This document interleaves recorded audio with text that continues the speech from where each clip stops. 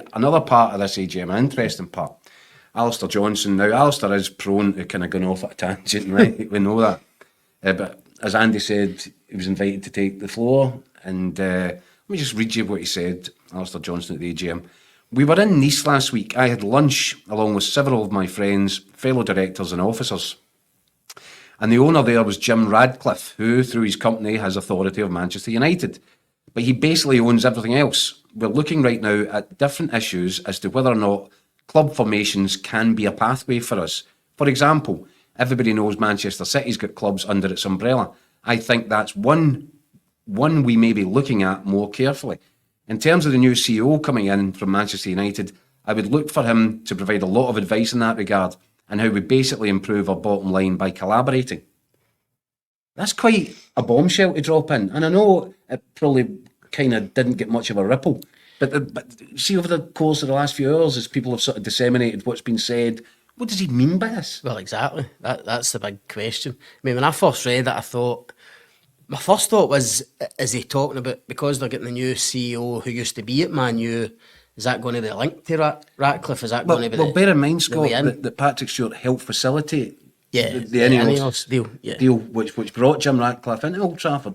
Yeah. So the link is there. The link is obvious, established. But then the next question is, no, Rangers are obviously not going to have, you wouldn't have thought would have the financial clout to have clubs under their umbrella. So are Rangers going to be essentially a feeder club for one of the others? I don't think fans would accept that, a club Rangers size, kind of, being told what to do and who to sign and whatever. I don't see that happen. But as we spoke off air, what Alastair Johnston says probably is throwing up more questions than answers, I think.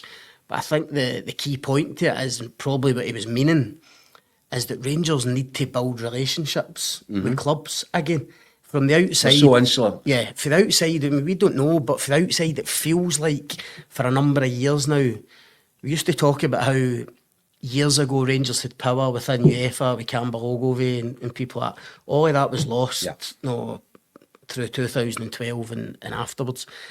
But even in recent years, it just feels like Rangers, they don't have that clout anymore. They don't have relationships with big clubs. No, where they can talk about players, they can talk about coaches. Scott, this is the thing, right? I talked about the bowling club sort of organisation. Yeah, it ties in with that. And it is, because I'm telling you now, there are people inside that boardroom, and this is what the problem has been, and this is what's been holding them back. As much as these people are well-meaning people, and they're putting in a lot of money, and they think that entitles them to being a director and run the decision-making process, they don't trust one another inside that room, never mind anybody out of it.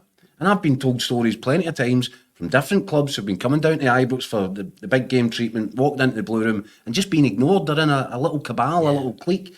That's not representative of what Rangers Football Club ought to be. Yeah, or what they used to be. Or what it used to be. Yeah. And I think, this is why I think this structural change that they're talking about, bringing in proper executives, bringing in non-exec directors, they should be front-facing people that are bold and 100% capable of leading. That has to happen. And taking people with them. And that is talking, and it is forming relationships. Yep. And if Patrick Stewart can bring all that to the table his first few days in charge, well, he'll go off to a fly. And we said it, you don't need to be a feeder club, but you look at Celtic's relationship with Man City. The City group. Mm-hmm. No, that yields, whatever you think of it, that yields Ronnie Dyla and Ange Postecoglou and other players and coaches. There's a relationship there, there's communication, there's dialogue. No, when you're dealing with clubs that size, and you think the Premier League and where Man City are, that's a good thing to have. And that's what Rangers, I'm as well as I'm aware other things, have lacked in recent years. So I think you're right. I think the structural kind of change of the boardroom was I almost felt like one of the big positives to come out of the day. The fact that they've accepted that there has to be proper change and proper executive business guys getting in there who know how to run a proper people, club. Legitimate people is what's required, and it is this independence and being independent from the shareholders and being able to turn round to the investors and say, no, we're not doing it your way anymore. This needs a fresh, recalibrated look